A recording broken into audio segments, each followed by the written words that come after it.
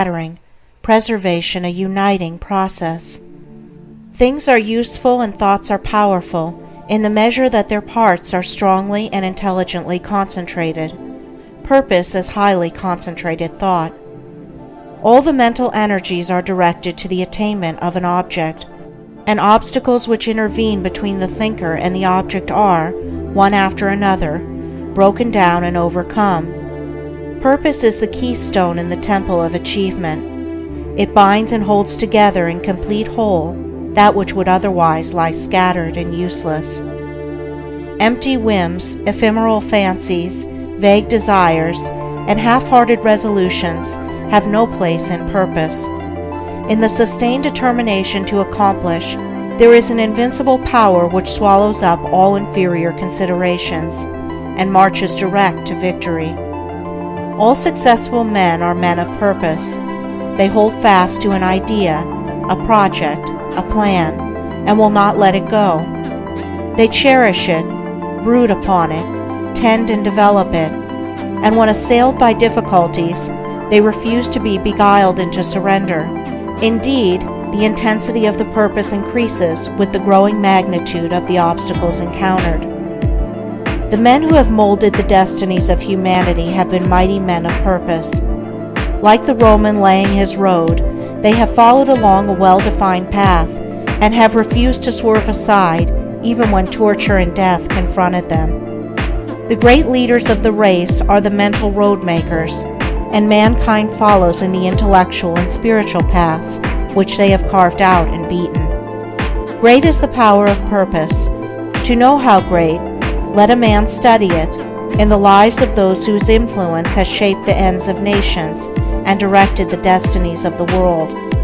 In an Alexander, a Caesar, or a Napoleon, we see the power of purpose when it is directed in worldly and personal channels. In a Confucius, a Buddha, or a Christ, we perceive its vaster power when its course is along heavenly and impersonal paths. Purpose goes with intelligence.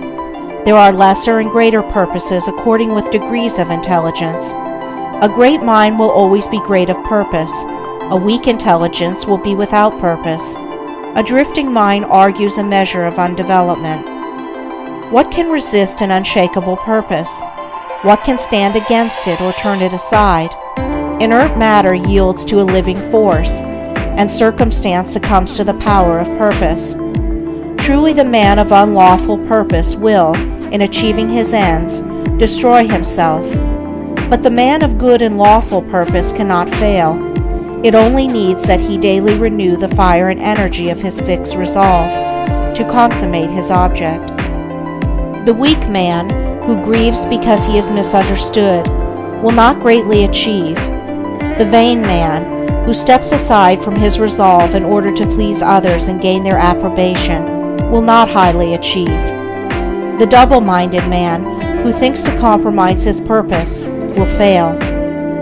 The man of fixed purpose who, whether misunderstandings and foul accusations, or flatteries and fair promises, rain upon him, does not yield a fraction of his resolve, is the man of excellence and achievement, of success, greatness, power.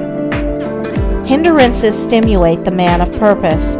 Difficulties nerve him to renewed exertion. Mistakes, losses, pains do not subdue him, and failures are steps in the ladder of success, for he is ever conscious of the certainty of final achievement. All things at last yield to the silent, irresistible, all-conquering energy of purpose. Out of the night that covers me, black as the pit from pole to pole, I thank whatever gods may be for my unconquerable soul. In the fell clutch of circumstance, I have not whined nor cried aloud. Under the bludgeoning of chance, my head is bloody but unbowed. It matters not how strait the gate, how charged with punishment the scroll. I am the master of my fate. I am the captain of my soul. End of chapter 9. Recording by Andrea Fiore.